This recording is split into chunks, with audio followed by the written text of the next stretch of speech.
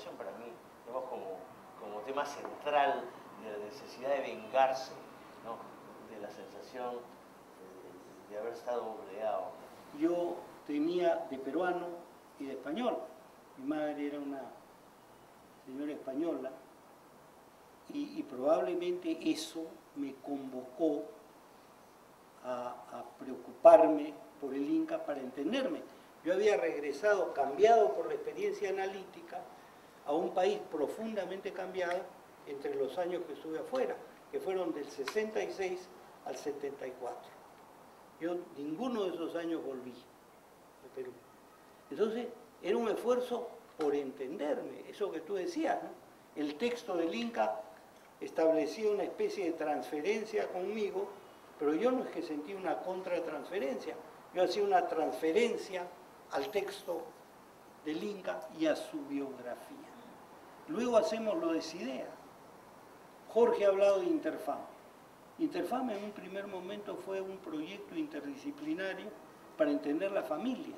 Y una de las ideas centrales era qué pasó con la familia en el Perú en el momento que llegan los conquistadores, en un primer momento hombres solos en su mayoría, en un sistema a predominio matrilineal que era el sistema autóctono, vienen hombres solos, traen la idea cristiana del matrimonio, se produce el mestizaje primero, se pone el mestizaje del Inca como paradigmático, sin serlo, pues será emblemático, pero no era el paradigma porque la mayor parte eran encuentros de ocasión y comenzamos a ver Interfam, Sidea, el Inca Garcilaso y vamos metiéndonos más y más y comenzamos a escuchar, por ejemplo, lo que nos podía decir María Rosorowski de lo que ella jamás llamaría imperio de los incas. Ella hablaba del Tahuantinsuyo, pero nos enseñó que era el Tahuantinsuyo. Nos permitió entender, articular, ver en qué sentido el imperio había armado una suerte de estructura significante que transmitía un mensaje que podía mantener este asunto. Está bien, pero también le enseñamos. Sí. Digo, qué arrogancia, ¿no? Pero, digamos, la comprensión de los fenómenos de parentesco. ¿Qué cosa es Edipo? ¿Por qué en el Estado Inca no había una sucesión, sino eran conflictos dentro de la fratría? Que no llegaron a ser, vamos a decir, el parricidio, sino que había un fratricidio general. En fin, varias de esas cosas que los conceptos psicoanalíticos ¿no? para nosotros eran relativamente obvios, no, se filtraron en la historia del Perú, ¿no? Su libro sobre el Tahuantinsuyo, gracias, digamos, a estos intercambios. Bueno, yo que llegué en el 81, ¿no? Terminaba la dictadura militar, empezaba un gobierno democrático y fuimos recibidos, ¿no es cierto?, por Sendero. Una cosa impactante, ¿no? Nosotros vivíamos ahí en un edificio en Miguel Dazo, en el piso 14, una bomba, lamentablemente en el primer piso está una agencia del Citibank, una bomba y despertarme absolutamente aterrado, correr al cuarto para ver que mis hijos, los vidrios que se caían, ¿no es cierto? Poco tiempo después, Sendero asesina a un gran amigo nuestro, a César López, y era otro problema que se nos plantea, ¿no? Ya no era simplemente procurar entender la historia, ¿no? Los traumas del pasado, lo terrible de la conquista, la enorme desilusión de la independencia, sino todo eso que se juntaba en la bomba ahí delante de tu casa. Y cómo entenderlo. Y ahí me viene también, ¿no?, tu Uchurajay, ¿no? Digamos, tu participación, digamos, que también pareció interesante porque era al principio, ¿no? Cómo te convocan a ti, Bueno, lo convocaron, claro, antropólogos, sociólogos, claro. Qué sé yo, ¿no? Bueno, fíjate, yo había estado yendo con 8 millones cuando en Ayacucho todavía se podía hacer el amor y no la guerra, estábamos estudiando el Cervinaco, con Lucho Millones y Virgilio Galo, es decir, los procesos de cortejo. Yo me tropecé con una serie de datos tremendos en ese momento cuando todavía no había ocurrido lo de Chuchi. Una de las cosas, por ejemplo, que la escuela de aplicación de la Facultad de Educación se llamaba la Escuela Huamampoma de Ayala. Pero si un chiquito de esa escuela escribía como Huamampoma de Ayala, este castellano quebrado, con esta sintaxis complicada, lo jalaban. ¿Sí? Pero la escuela se llamaba Huamampoma de Ayala, ¿no? La segunda cosa era la violencia en la crianza de los niños. Los niños que se orinaban y los sentaban sobre piedras calientes. O sea, había una cosa así muy fuerte de violencia. Pero nosotros estábamos estudiando el Cervinaco y también leyendo las crónicas, porque Lucho Millones había sido muy influido por John Murra, que era un etnohistoriador, ¿no es cierto? Es decir, leía las crónicas y en el trabajo de campo veía la persistencia de modos de relación y la persistencia de formas de procesar los datos mentalmente. Entonces, en un momento determinado, es Mario Vargas Llosa quien tiene la comisión de Uchuracay, y es un buen amigo mío. En Londres habíamos vivido bastante cerca. Él es un gran aficionado al cine, como tú, como yo. Íbamos muchísimo al cine, lo veíamos mucho, y cuando estamos acá, Mario me dice, oye, de repente, ¿te animas a venir? Le dije, sí, y fuimos. Yo lo que lamento de mi participación es no haber visto en ese momento lo que se estaba viniendo. Yo creo que el informe de la comisión fue fácticamente correcto, como lo ha demostrado la investigación de la Comisión de la Verdad y la Reconciliación y lo que ocurrió después con los comuneros de Churacay, ¿no? Que fueron masacrados, todos los comuneros de Churacay. Lo que no pudimos fue ver lo que se estaba realizando de violencia en ese momento. Era muy complicado. Yo me acuerdo, por ejemplo, que fuimos con Lucho Millones a un colegio, a un centro escolar. Entonces comenzaron a hacer el tumbamonte.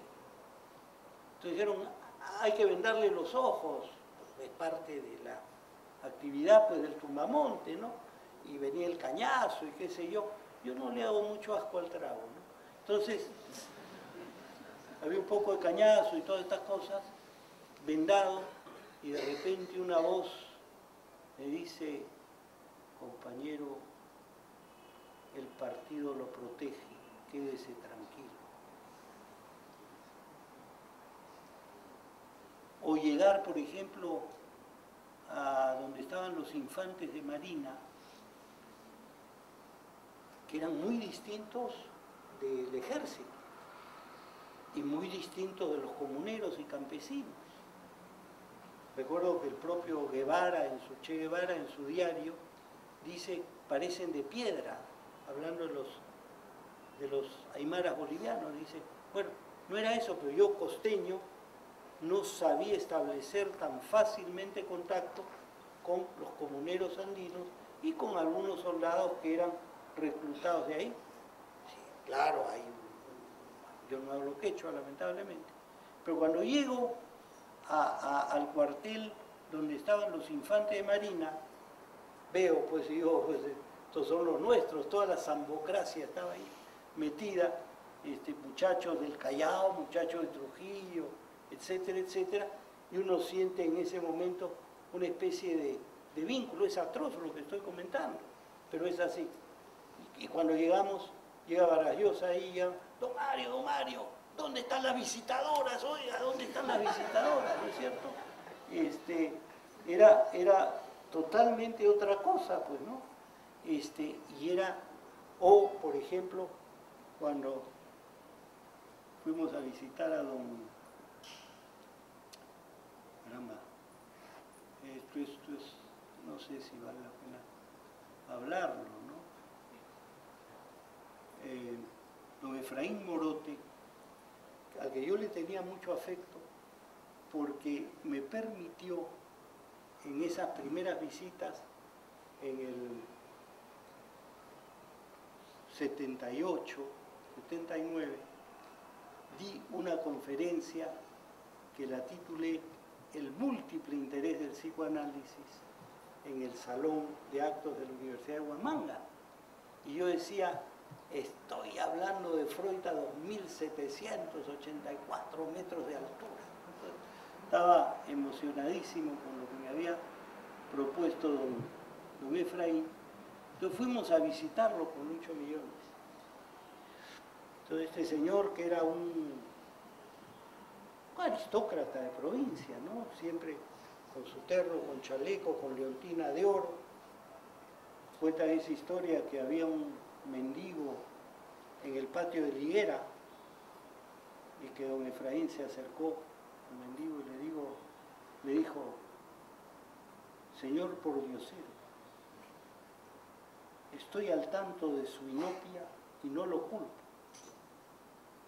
pero sería mejor que ejerza la mendicidad fuera de este salón del saber, porque debo decirle con mucho respeto que afea un poco el marco universitario. Pero, don Efraín, entonces vamos a su casa, entonces dice, además de la generosidad pues del señor, dice, les puedo ofrecer un poco de jamón, cuyo único mérito es que lo he curado a la manera extremeña. Y luego un vino de mis lagares, lo que está un poco turbio, y efectivamente un vino medio turbio por ahí, pero pasable, ¿no? Y entonces nos comenzó a hablar, y su mujer estaba muy enferma, uno de sus hijos estaba escondido, él estaba profundamente deprimido. Seguimos conversando, entonces yo le dije, Efraín, le dije, lo noto un poco preocupado, me imagino por todo lo que pasa, qué sé yo, qué sé cuándo. Y en la puerta me dijo, no se preocupe más, no se preocupe, al final del sendero hay algo luminoso. Entonces, todo esto saliendo de su casa, ¿no? Así todo con el cura MacGregor, el padre MacGregor habría que decir, pero es cura también. Estuvimos en la Asociación para la Paz, ProPaz, y ahí invitamos a don Efraín Morote para que nos expusiera cómo veía las cosas, ¿no? Porque era importante entender, tratábamos de entender. Bueno, estamos yéndonos a estas dimensiones que no sé si tú estarás de acuerdo, pero voy a lanzar la idea. A veces me parece, lo he conversado en alguna clase en la universidad que dicto, a veces creo que la noción de Freud sobre lo siniestro, ¿sí? Una pésima traducción, ¿no es cierto? Esta traducción de que los franceses la traducen como la inquietante extrañeza, ¿no? Es decir, ¿y cuál es la noción de lo siniestro en Freud? Es algo profundamente extraño, pero que a la vez es profundamente familiar. Un Heimlich. Esto era en algún momento Sendero Luminoso, algo espantosamente ajeno, espantosamente extraño y espantosamente familiar. Eso que lo que los ingleses llaman el esqueleto en la alacena, ¿no? El esqueleto, the skeleton in the cupboard, ¿no? Bueno, Sendero creo, produjo una enorme duda a grandes sectores de la izquierda.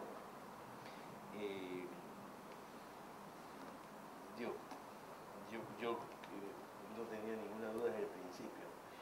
Yo recuerdo lo que a mí me dejó helado de la Revolución Cubana es cuando empezaron a fusilar y usar el paredón.